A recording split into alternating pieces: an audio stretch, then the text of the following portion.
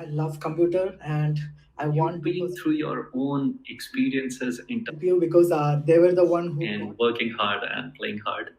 yeah So one I who think got me an opportunity there. prepared for your interviews. Maybe you can shed some light on that. That how did you And that's my core passion. That's all I wanted to do. feel Like that you were doing your internship and how was it? countries, but I choose Germany because first of all, Germany has a very good socio-economic culture It, and like because you had a little bit of exposure of work in India to as do well. like super hard job and stuff. Thank you for joining us today. We hope this talk broadens your horizons and takes you to new learning heights. So maybe one of the things that we can talk about is if you have now that you are here and you applied for other countries, do you what do you feel about it? Do you feel like it's better and that like surprisingly you got lucky or something like that? So no, so like previously I worked in Bangalore, so like I know what a big city is and how crowded and how stuff everything is there. So like when I get offers from London or Amsterdam, I can imagine like how big or how crowded it could be. Yeah, So right now I'm in a city where everything is so peaceful. Like it's really surprising how peaceful it is, and yeah, it's easy for me to travel to any other countries also. Like I could visit Paris or like I could go to Switzerland anywhere like within few hours. yeah, So it's a privilege for me to live in a certain city where it's all accessible, but yeah, I'm not in the middle of any yeah, crowd or anything. So yeah. it's kind of a And perfect place. Yeah. yeah, and plus the famous €9 ticket that Germany is offering right now. Yeah, Yeah, we have that advantage of €9 ticket for per month, so you can travel anywhere yeah, just with €9. yeah. Yeah, it's unbelievable, right? Like there's certain things which are out of the world per se over here, which otherwise nobody would believe if you tell them, right? Yeah. So that's great, Yasser. Apart from it, like with respect to, since you said that if you talk about language, right? So German is definitely it's one thing which will make your life easier, a lot easier. But apart from it, would you say like for destinations like this, like having a certain level of proficiency in English is also necessary? Yeah, having English is always good because let's say like all the new generation they speak English, and English is a way you can like talk to anyone in any country. So that's one thing you can say, or you can be confident that it could be a common factor. Yeah.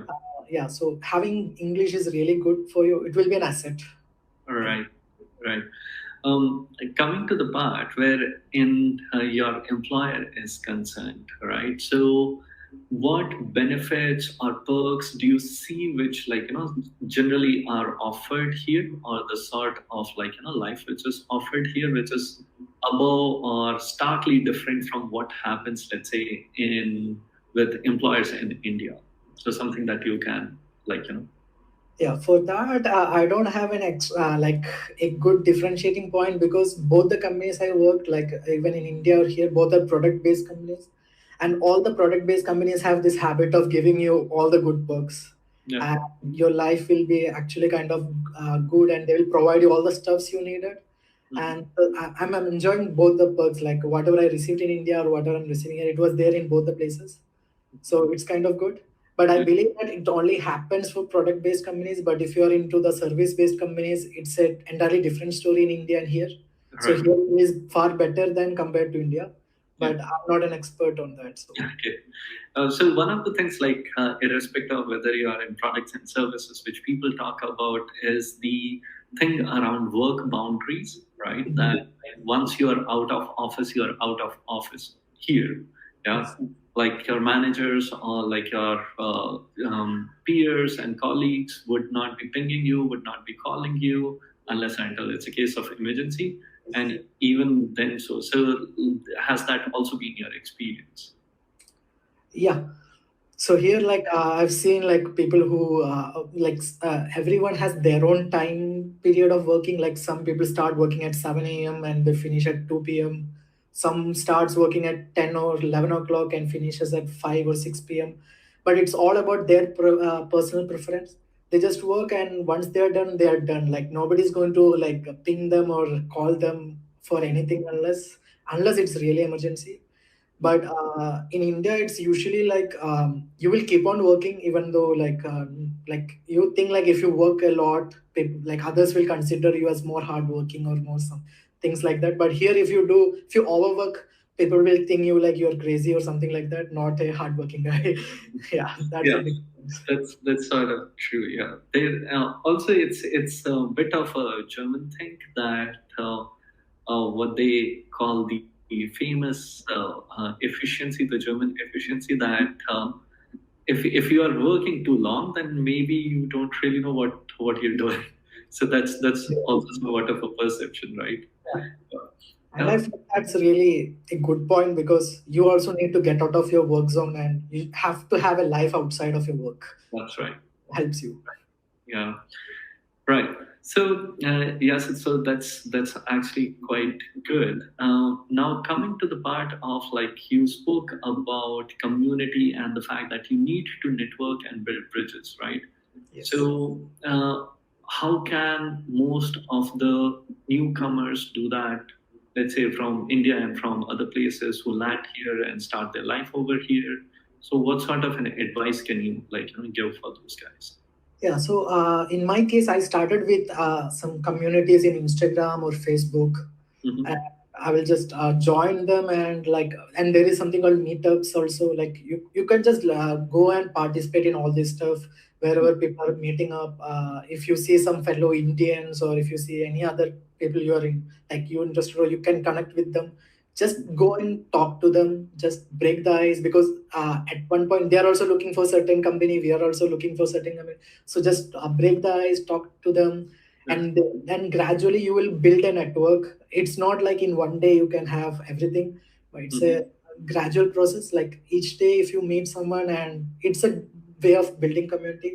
So like after reaching here, I got to meet a lot of people, especially a few people from my hometown, which I didn't expected to meet. Also, it was surprising, but now we have a good community here. Yeah, that's all. Okay. Oh, that's great. In fact, that's one of the things that most, like, because in India, community is by default, right? That Yes. you don't really have to put an effort into like meeting people or having communities around you. Also, you are being born and brought up there, Mhm. so it's much easier. Here, this requires some effort and some commitment as well. As you said yourself, that you have can't happen in one day, right? You have to have those connections, like alive on like somewhat of a regular basis. Yeah. So, Yasir, thanks for sharing all this. Now, moving to our segment of audience questions, which is again you have a fan following for sure. Yeah. So ever since we've done the talk, like we've seen like the numbers climb up to 500 and 600 people interested in your talk, and LPU campus already has your photographs all over the campus.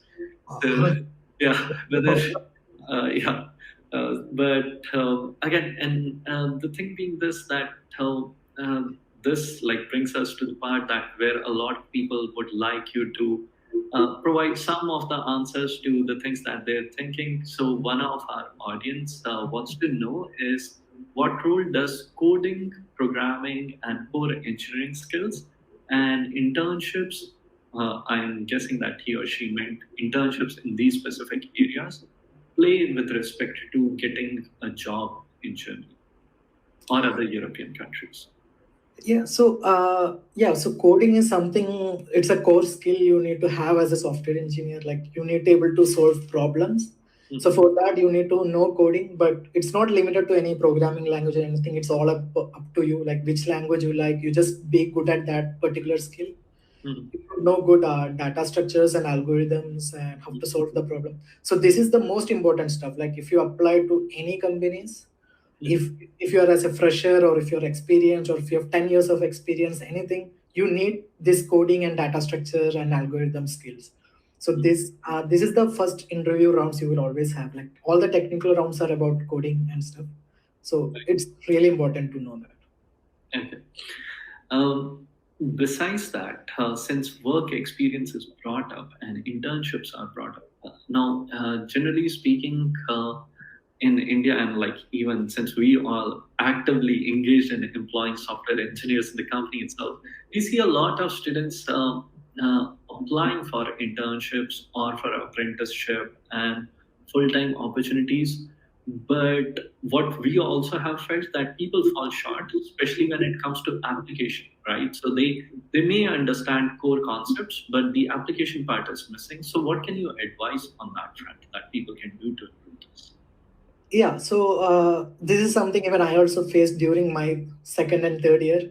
So first thing like you all have to think about is like it's not just you are applying. It's like let's say thousands of applications are going to a certain company, right? How Mhm. can you stand out of that crowd? Like how can you be unique in that thousands of applications? So what I think is like if you have a lot of core skills, if you're good at anything, but there'll be like other hundreds of candidates who are also good at that. So for me, at that as a student, what you can do is have a good projects.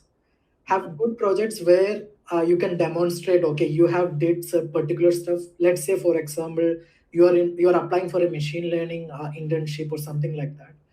You Mhm. have to have couple of 2 to 3 projects where you demonstrate like how much effort you have given to implementing machine learning in that project, so that the recruiters can easily like you will be very unique to them because you just don't write skills as machine learning. You have some proof of concept to say like you know it very well.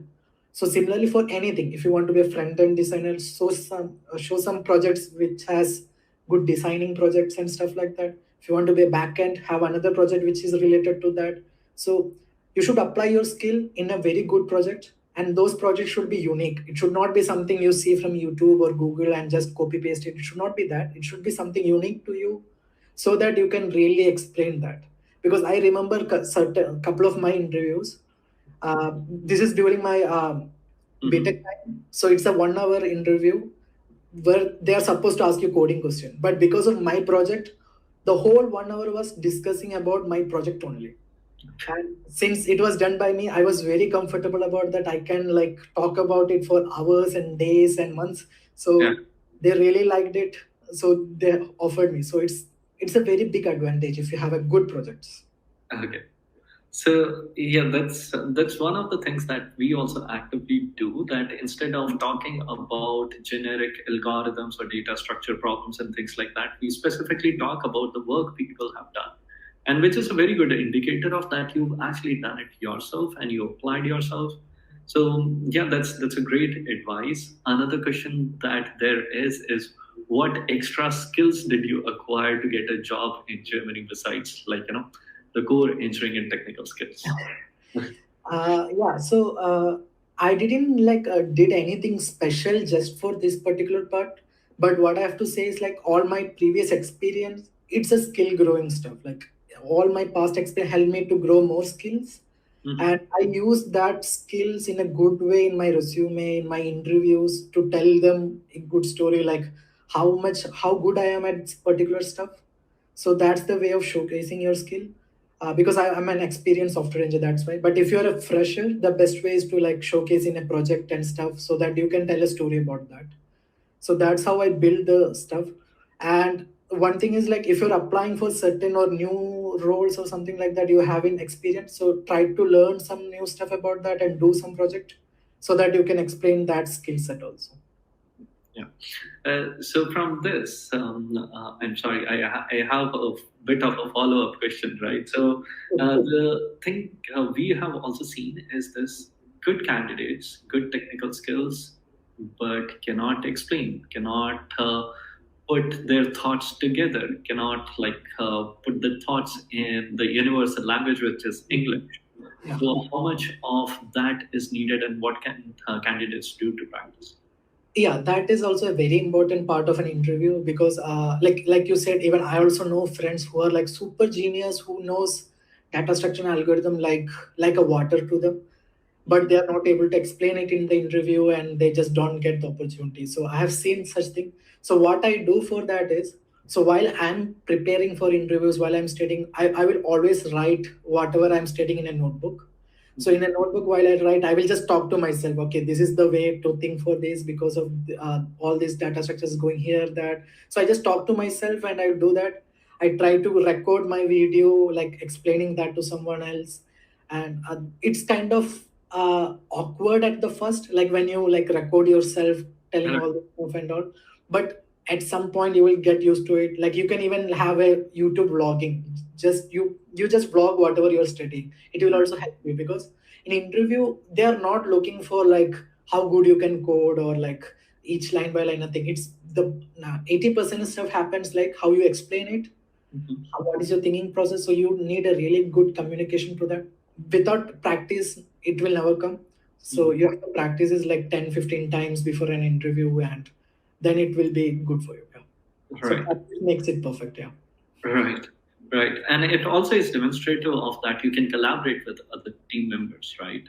So, Yeah. which is like most of the part of your job, right? You can't work in a silo.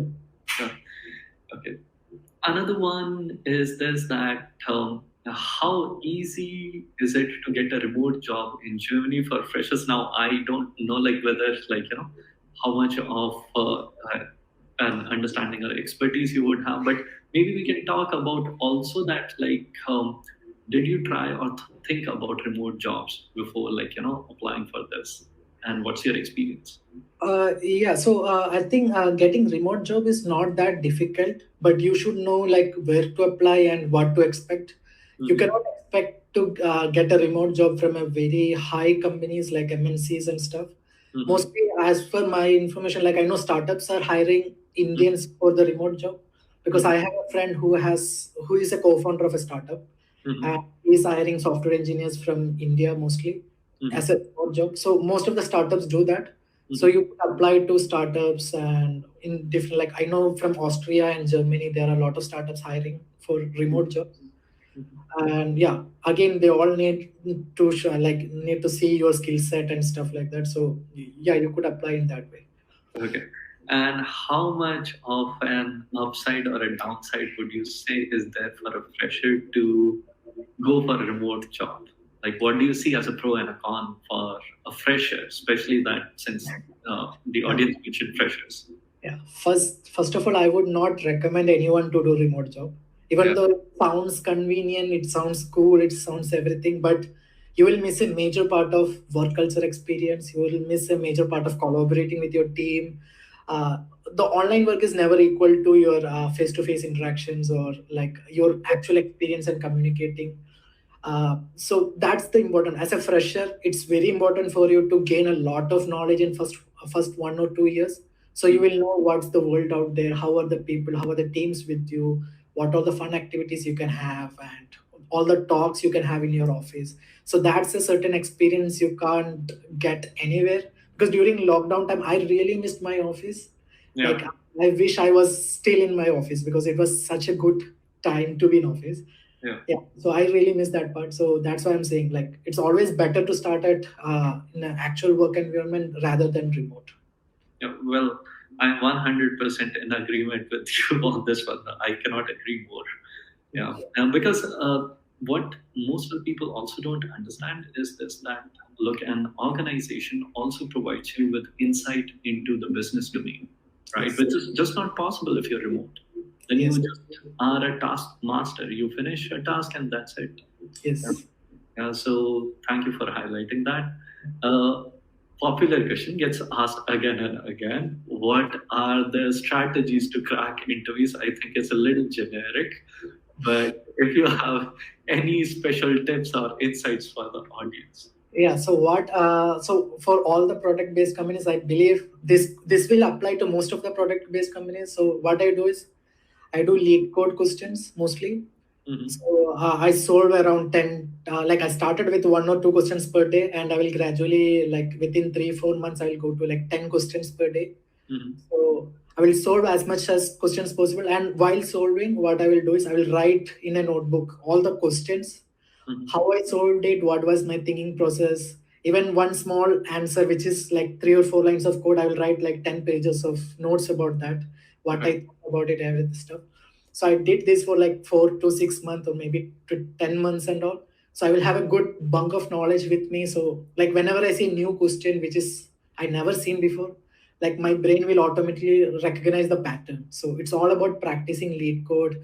And for system design, you need to like refer some YouTube channels and some books, read a lot of technical books for system design, which is not applicable for freshers. It's only for like experienced guys.